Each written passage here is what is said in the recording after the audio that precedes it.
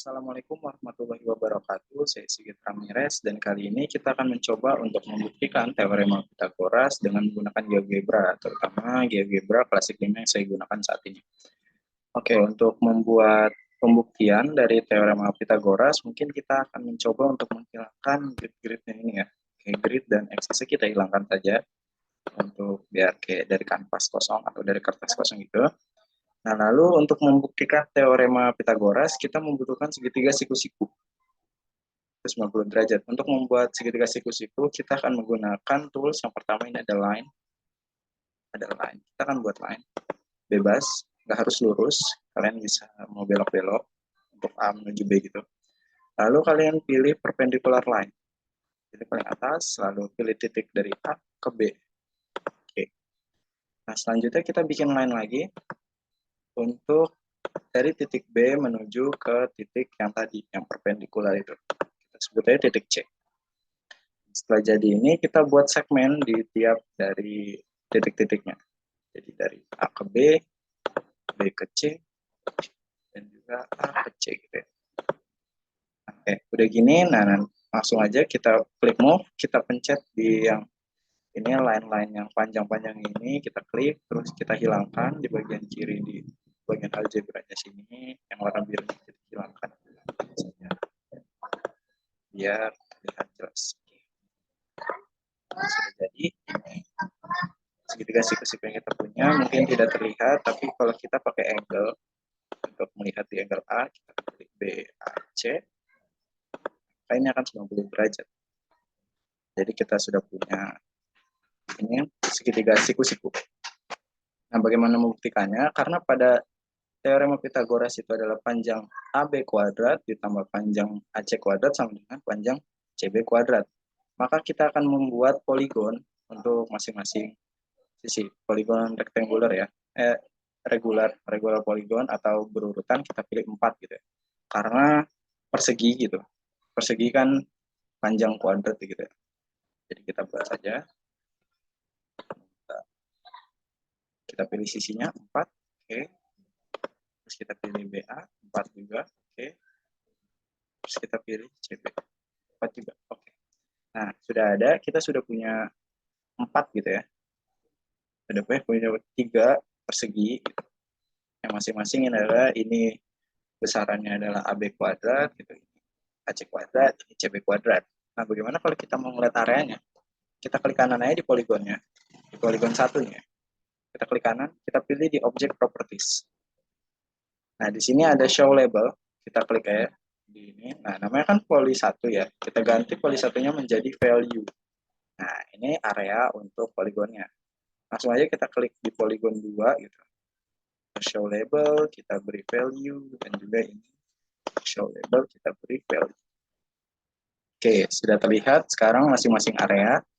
Jadi nilai dari AB kuadrat itu 11,05, terus AC kuadrat 15,7, dan untuk BC kuadrat sama dengan 26,76.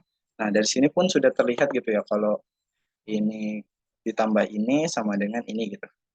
Ya, 15,7 ditambah 11,05 gitu, sama dengan 26,76. Walaupun kita tidak bisa melihat dari tulisannya di belakang-belakangnya gitu. Nah, kalau kita ganti-ganti pula, ini akan menjadi terlihat gitu perubahan-perubahannya. Nah, tuh, nah, ya kan? Nah, itu adalah pertama untuk pembuktian teorema Pitagoras bahwa AB kuadrat ditambah AC kuadrat sama dengan BC kuadrat.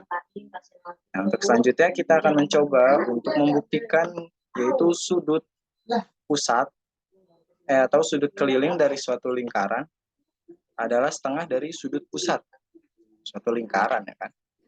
Apa sih ada sudut keliling dan sudut pusat? Sudut keliling adalah ketika dua titik membentuk sudut dengan titik yang berada di lingkaran itu, di garis-garis lingkaran, titik-titik lingkaran. Nah, mungkin langsung aja pembuktiannya ya. Kalau pusat itu ada 2 titik di lingkaran yang membentuk sudut dengan pusatnya. Jadi yang pertama kita akan membuat lingkaran dengan menggunakan tools. Kita akan membuat tools dari circle with center through point. Kita buat di titik mana saja bebas sebenarnya. kita buat ya inilah ya, biar keren. Nah, kita udah punya dua titik. Yang pertama ini di sini titik pusat. Nah, ini titik yang ada di lingkarannya gitu.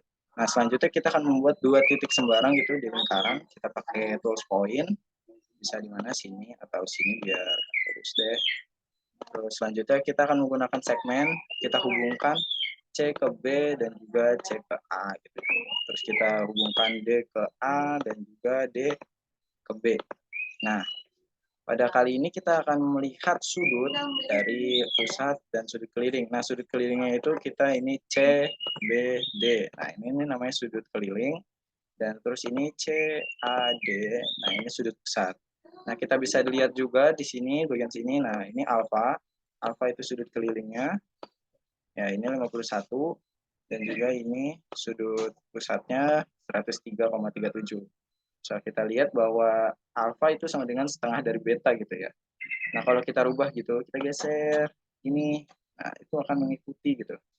Bahwa itu tetap setengah. Nah, tapi kalau udah begini, nah itu berbeda kan. Kita harus melihat lagi bahwa mana yang kita tuju gitu. Ini kan bukan sudut pusat gitu ya. Sudut pusatnya kan yang ini, yang di bawahnya nih, yang lingkaran yang kosong ini. Dan sudut kelilingnya juga lingkaran kosong ini. Ini kan berarti kalau ini 360 dikurang sudut yang ini yang kurang ya kan. Nah, mungkin kita bisa lihat lagi, kita buat lagi angle untuk di sini, jadi kita buat D, A, ini, sini D, B, C. Nah, kita bisa lihat juga di sini sekarang. Nah, itu sama hasilnya, manapun kita buat. Oke, mungkin sekian dari saya. Kurang lebihnya mohon maaf, semoga bermanfaat. Wassalamualaikum warahmatullahi wabarakatuh.